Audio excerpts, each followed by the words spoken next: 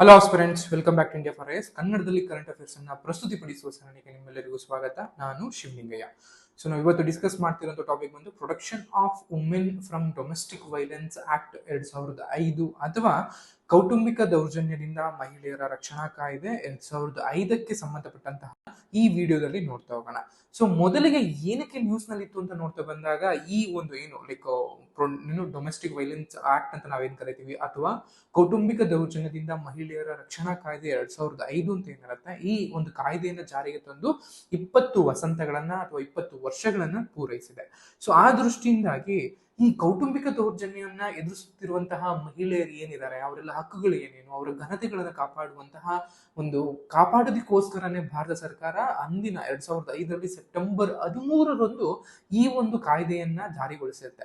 20 ವರ್ಷ ಪೂರೈಸ್ತಾ ಇದೆ ಈ ಕಾಯ್ದೆ ಪೂರೈಸ್ತಾ ಇರೋದ್ರಿಂದಾಗಿ ಅಥವಾ ಕಾಯ್ದೆ ಜಾರಿಗೆ ಬಂದಾಗಿಂದವಾಗಿ ನ್ಯಾಯ ಮತ್ತು ರಕ್ಷಣೆಯ ಒಂದು ಭರವಸೆಯನ್ನ ಈಡೇರಿಸಿದ್ಯಾ ಅಂದ್ರೆ ಈ ಒಂದು ಕಾನೂನು ತಂದಿರುವಂತದ್ದು ಭಾರತದ ಒಬ್ಬ ಕಟ್ಟಕಡೆಯ ಹೆಣ್ಣು ಮಗಳಿಗೂ ಕೂಡ ಯಾವ ಒಂದು ಹೆಣ್ಣು ಮಹಿಳೆ ಅಥವಾ ಯಾವ ಒಂದು ಮಹಿಳೆ ದೌರ್ಜನ್ಯವನ್ನ ಅದು ಕೌಟುಂಬಿಕವಾಗಿ ತನ್ನ ಕುಟುಂಬದಲ್ಲೇ ಒಂದು ದೌರ್ಜನ್ಯವನ್ನ ಎದುರಿಸ್ತಾ ಇದ್ದಾಳೆ, ಆ ಮಹಿಳೆಗೆ ಇದರ ಬಗ್ಗೆ ಅರಿವನ್ನ ಮೂಡಿಸಿದಿಲ್ಲ ಅಥವಾ ಆ ಮಹಿಳೆ ಆ ದೌರ್ಜನ್ಯದಿಂದ ಪಾರಾಗೋದಿಕ್ಕೆ ಅಥವಾ ಆ ದೌರ್ಜನ್ಯದಿಂದ ಒಂದು ಹೊರಬರೋದಿಕ್ಕೆ ಈ ಕಾನೂನುಗಳನ್ನ ಬಳಸ್ತಾ ಇದ್ದಾರಾ ಅನ್ನುವಂತಹ ಪ್ರಶ್ನೆಗಳು ಕೂಡ ಮೂಡ್ ಬರುತ್ತೆ. ಸೊ ಅದಕ್ಕೆ ಸಂಬಂಧಪಟ್ಟಂತ ಮಾಹಿತಿಯನ್ನ ನೋಡ್ತಾ ಹೋಗೋಣ.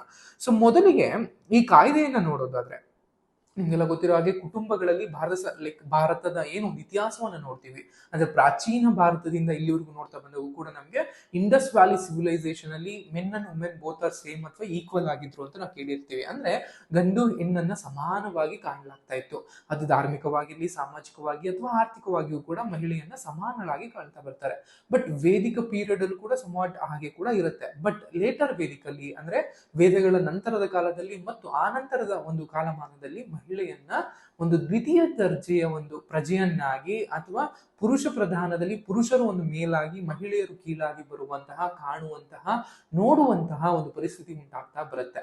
ಅದು ಮಿಡಿವಲ್ ಅಲ್ಲಿ ಅಥವಾ ಮಧ್ಯಕಾಲೀನ ಭಾರತದಲ್ಲಿ ಇನ್ನೂ ಹೆಚ್ಚಳ ಆಗತ್ತೆ. ಸೊ ಮಹಿಳೆಯರ ಮೇಲೆ ಅನೇಕ ರೆಸ್ಟ್ರಿಕ್ಷನ್ಸ್ಗಳು, ಕಟ್ಟುಪಾಡುಗಳು ಅಥವಾ ಕಂದಾಚಾರಗಳು, ಅನಾಚಾರಗಳು ಅಥವಾ ಅತ್ಯಾಚಾರಗಳು, ಅದ್ರ ಜೊತೆಗೆ ಹಿಂಸೆಗಳು ಕೂಡ ಶುರು ಆಗ್ತಾ ಬರುತ್ತೆ. ಮಾಡರ್ನ್ ಇಂಡಿಯಾದಲ್ಲೂ ಕೂಡ ನಿಮ್ಗೆ ಗೊತ್ತಿರೋ ಹಾಗೆ ಯುರೋಪಿಯನ್ನರ ಆಗಮನ ಅಥವಾ ಏನು ನಮ್ಮ ಇಂಗ್ಲಿಷ್ ಎಜುಕೇಶನ್ ಅಂತ ನಾವೇನ್ ಕರಿತೀವಿ ಅಥವಾ ಯುರೋಪಿಯನ್ನರ ಈ ಒಂದು ಏನು ಎಜುಕೇಶನ್ ಸಿಸ್ಟಮ್ಸ್ ಏನಿದೆ ಇಲ್ಲಿ ಬಂದ್ಮೇಲೂ ಕೂಡ ನಮ್ಮಲ್ಲಿ ಒಂದಷ್ಟು ಹೆಣ್ಣು ಮಕ್ಕಳಿಗೆ ಸುಧಾರಣೆಯ ಅಂದ್ರೆ ಅವರ ಹಕ್ಕುಗಳು ಮತ್ತು ಅವರ ಒಂದು ಏನು ಸಾಮಾಜಿಕ ವ್ಯವಸ್ಥೆಯಲ್ಲಿ ಅವರ ಒಂದು ಪ್ರಸ್ತುತಿ ಇರುತ್ತೆ, ಅದಕ್ಕೆ ಸಂಬಂಧಪಟ್ಟ ಹಾಗೆ ಒಂದಷ್ಟು ಸುಧಾರಣೆಗಳನ್ನ ಕಾಣ್ತಾ ಬರ್ತೀವಿ.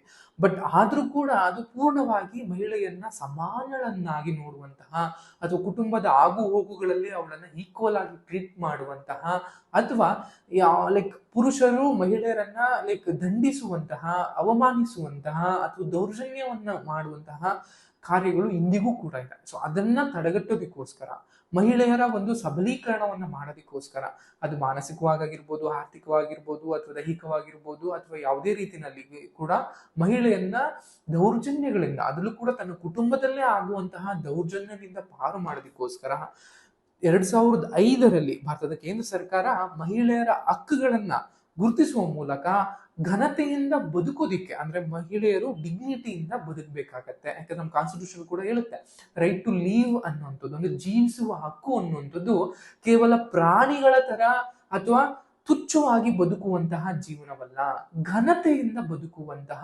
ಹಕ್ಕಾಗಿರುತ್ತೆ. Right to live with dignity ಅಂತ ಕರಿತೀವಿ. ಅಂದ್ರೆ ಬದುಕೋದು ಅನ್ನೋಂಥದ್ದು ಮೇಲೆ ಸುಮ್ಮನೆ ಬದುಕುವಂಥದ್ದಲ್ಲ, ಏನು ಉಸಿರಾಡ್ತಿದೀವಿ ಅಥವಾ ಊಟ ಮಾಡ್ತಿದೀವಿ ಅಥವಾ ಏನೋ ಒಂದು ತುಚ್ಛವಾಗಿ ಬದುಕೋದಲ್ಲ, ಡಿಗ್ನಿಟಿಯಿಂದ ಘನತೆಯಿಂದ ಬದುಕಬೇಕು. ಆರ್ಟಿಕಲ್ ಹೇಳೋ ರೀತಿಯಲ್ಲಿ ಸೊ ನಾವು ಮಹಿಳೆಯರು ಕೂಡ ಘನತೆಯಿಂದ, ಮಹಿಳೆಯನ್ನೋಳು ಕೂಡ ಕುಟುಂಬದ ಆಗು ಹೋಗುಗಳಲ್ಲಿ ಸಮಪಾಲುದಾರಳಾಗಿರ್ತಾಳೆ, ಅದರಿಂದ ಅವಳನ್ನು ಕೂಡ ಘನತೆಯಿಂದ ಬದುಕಬೇಕಾಗಿರುತ್ತೆ. ಕೌಟುಂಬಿಕ ಹಿಂಸಾಚಾರಗಳು ಅಂತ ಬಂದಾಗ ನಿಮ್ಗೆ ಎಷ್ಟೋ ತರದ ಹಿಂಸಾಚಾರಗಳನ್ನ ಕೊಡ್ಲಾಗುತ್ತೆ. ಅದು ದೈಹಿಕವಾಗಿರ್ಬೋದು, ಲೈಂಗಿಕವಾಗಿರ್ಬೋದು, ಮೌಖಿಕವಾಗಿರ್ಬೋದು, ಭಾವನಾತ್ಮಕವಾಗಿರ್ಬೋದು ಅಥವಾ ಆರ್ಥಿಕವಾಗಿಯೂ ಕೂಡ ಆಗಿರ್ಬೋದು. ಆರ್ಥಿಕವಾಗಿ ಅಂದಾಗ ಏನೋ ಪ್ರತಿಯೊಂದು ಸಣ್ಣ ಆಗು ಹೋಗುಗಳಿಗೂ ಕೂಡ, ಪ್ರತಿಯೊಂದು ಸಣ್ಣ ಖರ್ಚು ವೆಚ್ಚಗಳಿಗೂ ಕೂಡ ಮನೆಯ ಪುರುಷರನ್ನ ಕೇಳಬೇಕಾದಂತಹ ಒಂದು ಪರಿಸ್ಥಿತಿ ಬರುತ್ತೆ. ಚಿಕ್ಕ ಮಗು ಇದ್ದಾಗ ಅಥವಾ ಮದುವೆ ಆಗೋಕ್ಕಿಂತ ಮುಂಚೆ ಅಪ್ಪನಿಂದ ಕೇಳಿ ತೆಗೆದುಕೊಳ್ಳುವಂತಹ ಪರಿಸ್ಥಿತಿ, ಮದುವೆ ಆದ ಮೇಲೆ ಗಂಡನಿಂದ ತೆಗೆದುಕೊಳ್ಳುವಂತಹ ಪರಿಸ್ಥಿತಿ, ಮಕ್ಕಳಾದ ಮೇಲೆ ಮಕ್ಕಳಿಂದ ಕೇಳಿ ಹಣವನ್ನ ಪಡೆದುಕೊಳ್ಳುವಂತಹ ಪರಿಸ್ಥಿತಿ. ಅಂದ್ರೆ ಈ ಮಹಿಳೆ ಎಂದೂ ಕೂಡ ಸ್ವತಂತ್ರವಾಗಿ ತನ್ನದೇ ಒಂದು ಹಣವನ್ನ ಗಳಿಸುವಂತಹ ಅಥವಾ ಗಳಿಸಿದ ಹಣವನ್ನ ಸ್ವಂತವಾಗಿ ತನ್ನ ಇಚ್ಛೆಯಂತೆ ಖರ್ಚು ಮಾಡುವಂತಹ ಒಂದು ವ್ಯವಸ್ಥೆ ಅಥವಾ ರೂಢಿಗತ ಕೂಡಿ ಬರ್ಲಿಲ್ಲ ಅಂದ್ರೆ ಅದು ಕೂಡ ದೌರ್ಜನ್ಯವೇ ಆಗಿರುತ್ತೆ. ಈ ರೀತಿಯಾದಂತಹ ದೌರ್ಜನ್ಯವನ್ನ ಮಹಿಳೆಯ ಮೇಲೆ ಪುರುಷರು ಹೇರ್ತಾ ಇರ್ತಾರೆ. ಇದನ್ನೆಲ್ಲವನ್ನು ಕೂಡ ನಾವು ಕೌಟುಂಬಿಕ ಹಿಂಸಾಚಾರ ಅಂತಾನೆ ಕನ್ಸಿಡರ್ ಮಾಡ್ತಾ ಇದ್ದಾರೆ. ಇನ್ನು ಈ ಕೌಟುಂಬಿಕ ಹಿಂಸಾಚಾರಕ್ಕೆ ಕಂಡು ಬರುವಂತಹ ನೋಡುವಂತಹ ಅಂಕಿಅಂಶಗಳು ಏನೇನು, ಸ್ಟ್ಯಾಟಿಸ್ಟಿಕ್ಸ್ ಏನು ಅಂತ ನೋಡ್ತಾ ಬಂದಾಗ ಬರೋಬ್ಬರಿ ಭಾರತದಲ್ಲಿ 45% ಅಷ್ಟು ಮಹಿಳೆಯರು ಕೌಟುಂಬಿಕವಾಗಿ ದೌರ್ಜನ್ಯವನ್ನ ಎದುರಿಸ್ತಾ ಬಂದಿರ್ತಾರೆ. ಅದು ಅಪ್ಪನಿಂದ ಆಗಿರ್ಬೋದು, ಗಂಡನಿಂದ ಆಗಿರ್ಬೋದು, ಅಥವಾ ಮಕ್ಕಳಿಂದ ಆಗಿರ್ಬೋದು, ಸಹೋದರರಿಂದ ಆಗಿರ್ಬೋದು, ಅಥವಾ ಲಿವ್ ಇನ್ ಪಾರ್ಟ್ನರ್ಸ್ ಅಂತ ಕರಿತೀವಿ, ಅಥವಾ ಏನೋ ಲೈಕ್ ಸಹಜೀವನವನ್ನ ಮಾಡ್ತಾ ಇರುವಂತಹ, ಅಂದ್ರೆ ಮದುವೆ ಆಗದಲ್ಲೇ ಯಾರು ಗೆಳೆಯ ಲೈಕ್ ಪುರುಷರೊಂದಿಗೆ ಬದುಕ್ತಾ ಇರ್ತಾರೆ ಅಂತ ಪುರುಷರೊಂದಿಗೆ, ಅಥವಾ ಅಂತ ಪುರುಷರು ಕೂಡ ಮಹಿಳೆಯರ ಮೇಲೆ ಆಗ್ಲೇ ದೌರ್ಜನ್ಯ ಮಾಡ್ತಾರೆ. ಸೊ ಈ ಬರೋಬ್ಬರಿ 45% ಅಷ್ಟು ಮಹಿಳೆಯರು ಒಂದಲ್ಲ ಒಂದು ರೀತಿಯಂತಹ ದೌರ್ಜನ್ಯವನ್ನ ಎದುರಿಸ್ತಾ ಇರ್ತಾರೆ. ಅದ್ರಲ್ಲೂ ಕೂಡ 31.2 ಮಹಿಳೆಯರಷ್ಟು ಸೀರಿಯಸ್ ಆಗಿ, ಅಂದ್ರೆ ತುಂಬಾ ಕಠಿಣವಾದಂತಹ ದೌರ್ಜನ್ಯವನ್ನ, ಹಿಂಸೆಯನ್ನ ಕೌಟುಂಬಿಕವಾಗಿ ತನ್ನ ಕುಟುಂಬದಲ್ಲೇ ತನ್ನ ಪುರುಷ ಸದಸ್ಯರೇನಿರ್ತಾರೆ ಅವರಿಂದ ಎದುರಿಸ್ತಾ ಬಂದಿದ್ದಾರೆ ಅಂತ ಹೇಳ್ತಾ ಇದ್ದಾರೆ. ಆ ಒಟ್ಟು ಮಹಿಳೆಯರಲ್ಲಿ 28.5 ಮಹಿಳೆಯರು ದೈಹಿಕವಾಗಿ ದೌರ್ಜನ್ಯವನ್ನ, 13.1 ಮಹಿಳೆಯರು ಎಮೋಷನಲ್ ಆಗಿ ಅವರನ್ನ ದೌರ್ಜನ್ಯವನ್ನ ಮಾಡುವಂತಹ, 5.7 ಮಹಿಳೆಯರು ಲೈಂಗಿಕವಾಗಿ ದೌರ್ಜನ್ಯವನ್ನ ಮಾಡುವಂತಹ ಕೆಲಸವನ್ನ ಮಾಡ್ತಾ ಬಂದಿದ್ದಾರೆ. ಇದಿಷ್ಟು ಮಹಿಳೆಯರಿಗೆ ಯಾವ ರೀತಿಯಾದಂತಹ ದೌರ್ಜನ್ಯ ಆಗ್ತಾ ಇದೆ ಅನ್ನೋದು. ಈಗಲೂ ಕೂಡ ನಾವು ಮ್ಯಾರಿಟಲ್ ರೇಪ್ ಅಂತ ಕರಿತೀವಿ, ಅಂದ್ರೆ ಮದುವೆಯ ನಂತರದಲ್ಲಿ ಅಥವಾ ಗಂಡನಿಂದ ಆಗುವಂತಹ ರೇಪ್ ಅನ್ನ ಲೈಂಗಿಕ ಹಿಂಸಾಚಾರ ಅಥವಾ ಅತ್ಯಾಚಾರ ಅಂತ ಕೋರ್ಟ್ ಕನ್ಸಿಡರೇಷನ್ ಮಾಡ್ತಾ ಇಲ್ಲ. ಸೊ ಅದಕ್ಕೆ ಸಂಬಂಧಪಟ್ಟಂತಹ ಕಾನೂನುಗಳನ್ನು ಕೂಡ ಸರ್ಕಾರಗಳು ತೆಗೆದುಕೊಳ್ತಾ ಇಲ್ಲ. ಅಂದ್ರೆ ಮದುವೆ ಆದ್ಮೇಲೆ ಗಂಡ ತನ್ನ ಒಪ್ಪಿಗೆ ಇಲ್ಲದಂತಹ ಲೈಂಗಿಕ ಸಂಭೋಗವನ್ನ ಮಾಡಿದ್ರೆ ಅದು ಅತ್ಯಾಚಾರ ಆಗೋದಿಲ್ಲ. ಸೊ ಅಂತಹ ಒಂದು ಪರಿಸ್ಥಿತಿಯಲ್ಲಿ ಭಾರತ ಸರ್ಕಾರ ಬದುಕ್ತಾ. ಸೊ ಅತಿ ಹೆಚ್ಚು ಕೌಟುಂಬಿಕ ಹಿಂಸಾಚಾರಗಳನ್ನ ಕಂಡು ಬರುವಂತಹ ಅಥವಾ ಕೌಟುಂಬಿಕ ಹಿಂಸಾಚಾರಕ್ಕೆ ಒಳಗಾಗುವಂತಹ ಮಹಿಳೆಯರ ಪ್ರಮಾಣವಿರುವಂತಹ ರಾಜ್ಯಗಳು ಯಾವ್ಯಾವು ಅಂತ ನೋಡ್ತಾ ಬಂದಾಗ ನಮ್ಮದೇ ಕರ್ನಾಟಕ ರಾಜ್ಯ 47.3% ಅಷ್ಟು ಮಹಿಳೆಯರು ಒಂದಲ್ಲ ಒಂದು ರೀತಿಯಲ್ಲಿ ಕೌಟುಂಬಿಕ ದೌರ್ಜನ್ಯವನ್ನ ಹಿಂಸೆಗೆ ಗುರಿ ಆಗ್ತಾ ಇದ್ದಾರೆ. ಆ ನಂತರದಲ್ಲಿ ಬಿಹಾರದಲ್ಲಿ 42%, ಮಣಿಪುರದಲ್ಲಿ 40.4%, ಲಡಾಖ್ನಲ್ಲಿ 40.2% ಅಂಡ್ ತೆಲಂಗಾಣದಲ್ಲಿ 40.2% ಅಷ್ಟು ಮಹಿಳೆಯರ ಮೇಲೆ ತನ್ನದೇ ಪುರುಷ ಸದಸ್ಯರಿಂದ, ತನ್ನದೇ ಮನೆಯ ಪುರುಷ ಸದಸ್ಯರಿಂದ ಒಂದಲ್ಲ ಒಂದು ರೀತಿಯಲ್ಲಿ ದೈಹಿಕವಾಗಿ, ಮೌಖಿಕವಾಗಿ ಅಥವಾ ಮಾನಸಿಕವಾಗಿ ಅಥವಾ ಆರ್ಥಿಕವಾಗಿ ದೌರ್ಜನ್ಯವನ್ನ ಎದುರಿಸ್ತಾರೆ. ಇನ್ನು ಈ ಕೌಟುಂಬಿಕ ಹಿಂಸಾಚಾರಕ್ಕೆ ಏನ್ ಕಾರಣಗಳು, ಏನ್ ರೀಸನ್ಸ್, ಯಾಕೆ ನಮ್ಮ ಒಂದು ಭಾರತೀಯ ಸಮಾಜ ವ್ಯವಸ್ಥೆನಲ್ಲಿ ಈ ಒಂದು ಕೌಟುಂಬಿಕ ಹಿಂಸಾಚಾರ ಇದೆ ಅಂತ ನೋಡೋದಾದ್ರೆ, ಮೊದಲಿಗೆ ಲಿಂಗ ಅಸಮಾನತೆಗಳು ಅಂತ ಕರಿತೀವಿ, ಅಂದ್ರೆ ಜೆಂಡರ್ ಡಿಸ್ಪ್ಯಾರಿಟೀಸ್ ಅಂತ ನಾವೇನ್ ಕರಿತೀವಿ. ಸೊ ಮುಖ್ಯವಾಗಿ ನಮ್ಗೆ ಮೌಖಿಕವಾಗಿ, ದೈಹಿಕವಾಗಿ ಅಥವಾ ಈ ಒಂದು ಅಂಶಗಳು ಕಂಡು ಬರ್ತವೆ, ಇವೆಲ್ಲವೂ ಕೂಡ ನಮ್ಮಲ್ಲಿ ತುಂಬಾನೇ ಇಂಪಾರ್ಟೆಂಟ್ ಆಗಿರುತ್ತೆ. ಯಾಕೆ ಅನ್ನುವಂತ ಬಂದಾಗ ಪುರುಷ ಹೆಚ್ಚು, ಮಹಿಳೆ ಕೀಳು ಅಥವಾ ಕಡಿಮೆ ಅನ್ನುವಂತಹ ಮನಸ್ಥಿತಿ ಈಗಲೂ ಕೂಡ ಎಷ್ಟೋ ಮನೆತನಗಳಲ್ಲಿ ಕಂಡು ಬರ್ತವೆ. ಅಂದ್ರೆ ಪುರುಷರಿಗೆ ಒಂದು ಹೈ ಟ್ರೀಟ್ಮೆಂಟ್ ಇರುತ್ತೆ, ಮಹಿಳೆಯರಿಗೆ ಅಥವಾ ಹೆಣ್ಣು ಮಕ್ಕಳಿಗೆ ಅಥವಾ ಹೆಣ್ಣು ಸಹೋದರಿಯರಿಗೆ ಕೊಡುವಂತಹ ಪರಿಸ್ಥಿತಿ ಅಥವಾ ಟ್ರೀಟ್ಮೆಂಟ್ಸ್ ತುಂಬಾ ಕಡಿಮೆ ಇರುತ್ತೆ. ಅಂಡ್ ಮಾದಕ ವಸ್ತುಗಳ ಮೇಲಿನಿಂದಾಗುವಂತಹ ದೌರ್ಜನ್ಯಗಳು ಅಂತ ನೋಡ್ಬೋದು. ಅಂದ್ರೆ ಅತಿ ಹೆಚ್ಚಾಗಿ ಕುಡಿಯುವಂಥದ್ದು, ಮದ್ಯಪಾನದ ಮೂಲಕ ಅಥವಾ ತಂಬಾಕುಗಳ ಸೇವನೆ ಮೂಲಕ ಅಥವಾ ಡ್ರಗ್ಸ್ ಗಳನ್ನ ತೆಗೆದುಕೊಳ್ಳುವ ಮೂಲಕ ತಮ್ಮ ಪಾರ್ಟ್ನರ್ಸ್ ಏನಿರ್ತಾರೆ, ಅಂದ್ರೆ ತಮ್ಮ ಸಹಜೀವಿಗಳು ಯಾರ್ಯಾರು ಇರ್ತಾರೆ ಅಥವಾ ತಮ್ಮ ಮಹಿಳೆ ಹೆಂಡತಿಯರು ಏನಿರ್ತಾರೆ, ಮಕ್ಕಳುಗಳೇನಿರ್ತಾರೆ ಅವ್ರ ಮೇಲೆ ಹೊಡೆಯುವಂಥದ್ದು, ಹಿಂಸೆ ಮಾಡುವಂಥದ್ದು ಕೂಡ ಒಂದು ರೀಸನ್ ಇರುತ್ತೆ.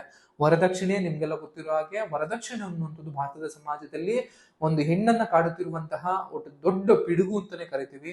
ಅದಾಗಿರ್ಬೋದು ಸಾಮಾಜಿಕವಾದಂತಹ ಒಂದು ಸಾಂಸ್ಕೃತಿಕ ರೂಢಿಗಳು. ಅಂದ್ರೆ ಸೊ ಮಹಿಳೆಯರಿಗೆ ಸಮಾಜದಲ್ಲಿ ಯಾವಾಗಲೂ ಕೂಡ ಗಂಡ ಹೊಡೆದ್ರು ಕೂಡ ತಡ್ಕೋಬೇಕು, ಅಥವಾ ಹಿಂಸೆ ಮಾಡೋದು ಕೂಡ ತಡ್ಕೋಬೇಕು, ಅಥವಾ ಅಪ್ಪ ಹೊಡೆದ್ರೆ ತಡ್ಕೋಬೇಕು ಅನ್ನುವಂತಹ ಮನಸ್ಥಿತಿ ಚಿಕ್ಕದ್ರಿಂದನೇ ಬರುವಂತದ್ದು.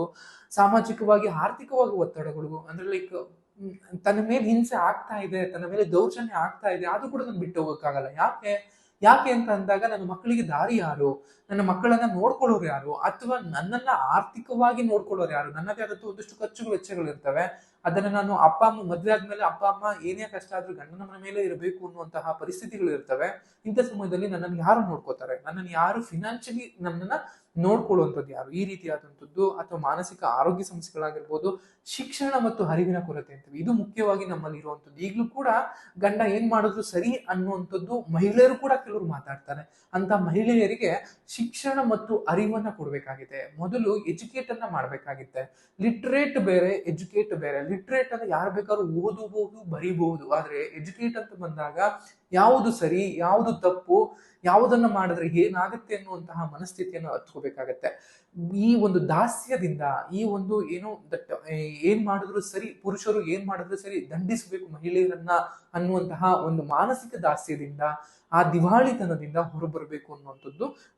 ಅಂಡ್ ಈ ಕಾಯ್ದೆಯ ವಿಶೇಷಗಳು ಏನೇನು, ಅಥವಾ ಈ ಒಂದು ಏನು ಪ್ರಿವೆನ್ಷನ್, ಡೊಮೆಸ್ಟಿಕ್ ಪ್ರಿವೆನ್ಷನ್ ಆಕ್ಟ್ ಏನಿದೆ, ಕೌಟುಂಬಿಕ ದೌರ್ಜನ್ಯನ ಮಹಿಳೆಯರಿಂದ ರಕ್ಷಣೆ ಮಾಡುವಂತಹ ಏನು ಆಕ್ಟ್ ಇದೆ ಅಥವಾ ಕಾಯ್ದೆ ಇದೆ, ಈ ಕಾಯ್ದೆಯ ಮುಖ್ಯವಾಗಿ ವೈಶಿಷ್ಟ್ಯಗಳು ಏನೇನು, ಫೀಚರ್ಸ್ ಏನೇನು ಅಂತ ಬಂದಾಗ, ಮೊದಲಿಗೆ ಕೌಟುಂಬಿಕ ಹಿಂಸೆಯನ್ನ, ಡೊಮೆಸ್ಟಿಕ್ ವೈಲೆನ್ಸ್ ಅನ್ನ ತುಂಬಾ ಎಲಾಬರೇಟ್ ಆಗಿ ವ್ಯಾಖ್ಯಾನವನ್ನ, ಡೆಫಿನೇಷನ್ ಮಾಡತ್ತೆ. ಅದರ ಜೊತೆಗೆ ಯಾವುದನ್ನ ತಪ್ಪು, ಯಾವುದನ್ನ ಸರಿ, ಅಥವಾ ಏನ್ ಮಾಡಿದಾಗ ಏನ್ ಮಾಡ್ಬೇಕು ಅನ್ನುವಂತಹ ರೂಪುರೇಷೆಗಳನ್ನ, ನಿಬಂಧನೆಗಳನ್ನ, ಪ್ರಾವಿಷನ್ಸ್ ಗಳನ್ನ, ಡೆಫಿನೇಷನ್ ಗಳನ್ನ ಈ ಕಾಯ್ದೆ ಕೊಡುತ್ತೆ.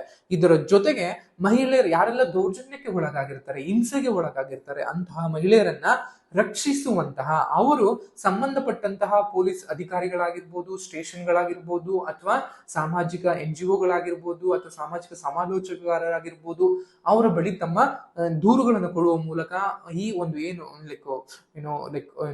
ಅನಿಮಲ್ ಒಂದು ಮನಸ್ಥಿತಿಯನ್ನ ಯಾರು ಹೊಂದಿದ್ದಾರೆ, ಅಥವಾ ಪ್ರಾಣಿ ರೀತಿಯಲ್ಲಿ ವರ್ತಿಸುವಂತಹ ಈ ಒಂದು ಪುರುಷರಿಂದ ಅಥವಾ ದೌರ್ಜನ್ಯದಿಂದ, ಹಿಂಸೆಯಿಂದ ರಕ್ಷಣೆಯನ್ನ ಕೋರ್ಬೋದು. ಅದ್ರ ಜೊತೆಗೆ ಪರಿಹಾರವನ್ನ, ಸೊ ಅವಾಗ ನಿಮ್ಗೆ ಹೇಳಿದಾಗೆ, ಬಿಟ್ಟು ಹೋದ್ರೆ ನನ್ನ ಎಕನಾಮಿಕಲಿ ಅಥವಾ ನನ್ನ ಫಿನಾನ್ಷಿಯಲಿ ಯಾರು ನೋಡ್ಕೋತಾರೆ ಅನ್ನುವಂಥ ಸಮಸ್ಯೆಗಳು ಬಂದಾಗ ಅವರಿಗೆ ಆರ್ಥಿಕವಾಗಿಯೂ ಕೂಡ ಪರಿಹಾರವನ್ನ ನೀಡುವಂತಹ ಸ್ಥಿತಿಗಳು, ಅಂಡ್ ಸಮಾಲೋಚನೆ ಮಾಡುವಂತಹ, ಬೆಂಬಲವನ್ನ ಕೊಡುವಂತಹ, ಅವರು ಕಾನೂನು ಪ್ರಕಾರ ಕೇಸ್ಗಳನ್ನ ನಡೆಸೋದಿಕ್ಕೆ ಯಾವೆಲ್ಲ ಏನ್ ಬೇಕು ಅನ್ನೋ ರೀತಿಯಲ್ಲಿ ಉಚಿತವಾದಂತಹ ಫ್ರೀ ಕಾನೂನು ಅಥವಾ ಫ್ರೀ ಲೀಗಲ್ ಏಡ್ಸ್ ಅಂತ ಕರಿತೀವಿ, ಅಂದ್ರೆ ಕಾನೂನಿನ ನೆರವನ್ನ ನೀಡುವಂಥದ್ದು, ಸಹಾಯವನ್ನ ಮಾಡುವಂಥದ್ದು, ಇವೆಲ್ಲವೂ ಕೂಡ ಈ ಕಾಯ್ದೆನಲ್ಲಿ ನಾವು ನೋಡ್ತೀವಿ.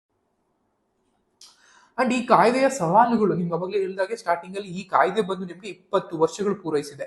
ಸೊ ಈ 20 ವರ್ಷಗಳಲ್ಲಿ ಈ ಕಾಯ್ದೆ ಎಲ್ಲಾ ಹೆಣ್ಣು ಮಕ್ಕಳಿಗೂ ಕೂಡ ತಲುಪಿದ್ಯಾ, ಅಥವಾ ಈ ಒಂದು ಕಾಯ್ದೆಯಿಂದ ಎಲ್ಲರೂ ಕೂಡ ಒಂದು ಪರಿಹಾರವನ್ನ ಕಂಡುಕೊಂಡಿದ್ದಾರೆ ಅಂತ ನೋಡಿದಾಗ ಅದಿನ್ನೂ ಕೂಡ ಏನೋ ಆಪ್ಟಿಮಮ್ ಲೆವೆಲ್ ಅಲ್ಲಿ, ಪರಿಪೂರ್ಣ ಮಟ್ಟದಲ್ಲಿ ಯಶಸ್ಸನ್ನ ಕಂಡಿಲ್ಲ ಅಂತ ನಾವು ಕಾಣ್ತೀವಿ. ಯಾಕೆಂದ್ರೆ ಇಂದಿಗೂ ಕೂಡ ಎಷ್ಟೋ ಮಹಿಳೆಯರು ಈ ದೌರ್ಜನ್ಯಕ್ಕೆ ತುತ್ತಾಗ್ತಾ ಇದ್ದಾರೆ. ಅದರ ಅರ್ಥ ಈ ಮಹಿಳೆಯರಿಗೆ ಈ ಕಾನೂನಿನ ಮೂಲಕ ಇರುವಂತಹ ತಮ್ಮ ಹಕ್ಕುಗಳು ಏನೇನು, ತಮ್ಮ ನಿಬಂಧನೆಗಳು ಏನೇನು, ಈ ಕಾಯ್ದೆನ ಹೇಗೆ ಬಳಸ್ಕೋಬೇಕು ಅನ್ನೋದ್ರ ಬಗ್ಗೆ ತಿಳುವಳಿಕೆನೇ ಇಲ್ದಲೇ ಇರುವಂತದ್ದು.